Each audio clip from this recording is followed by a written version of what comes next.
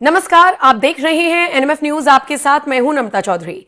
Israel और Iran के बीच लगातार जंग जारी है और लगातार अपडेट्स भी आप तक पहुंच रही होंगी। लेकिन सबसे दिलचस्प बात जानते हैं क्या है कि डोनाल्ड ट्रंप बड़ा इंटरेस्ट ले रहे हैं दोनों देशों के बीच में जो जंग हो रही है।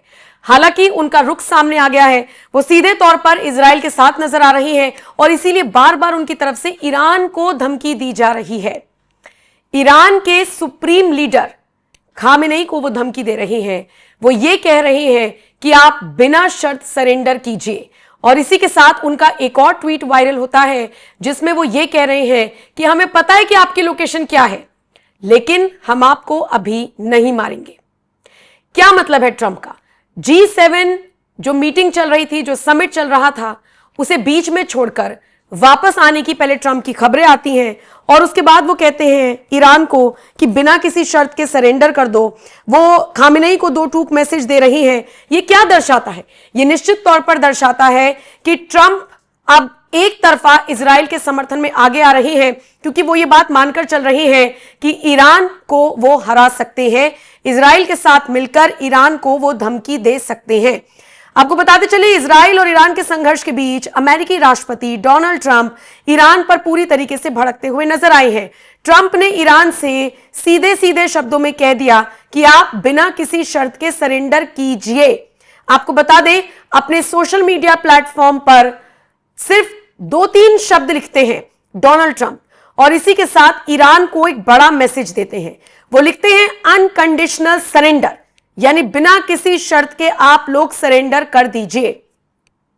ट्रंप के इस मैसेज से साफ साफ ईरान को यह संदेश गया है कि वो अपने परमाणु कार्यक्रम को पूरी तरह से खत्म कर दे।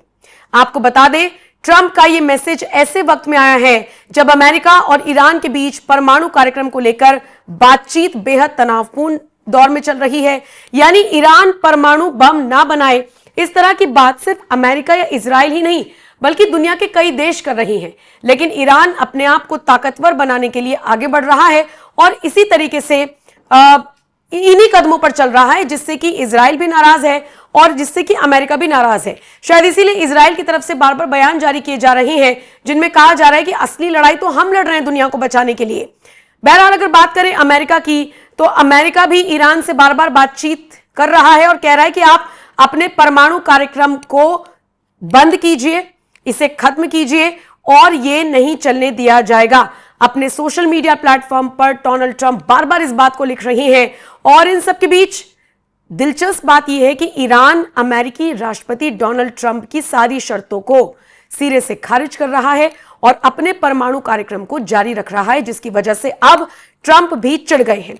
पहले तो वो लिखते हैं अनकंडीशनल सरेंडर, यानी कि आपको अनकंडीशनल तौर पर सरेंडर करना होगा, यानी बिना किसी शर्त के आपको सरेंडर कर देना चाहिए। और इसके अलावा उनका एक और ट्वीट सामने आता है जिसमें वो लिखते हैं कि अली खामेनेई, यानी जो सुप्रीम लीडर है ईरान के, वो कहां पर है हमें पता है। हम जब चाहें तब उन्हें मार सकते हैं, लेकिन हम उन्हें मारना नहीं चाहते हैं।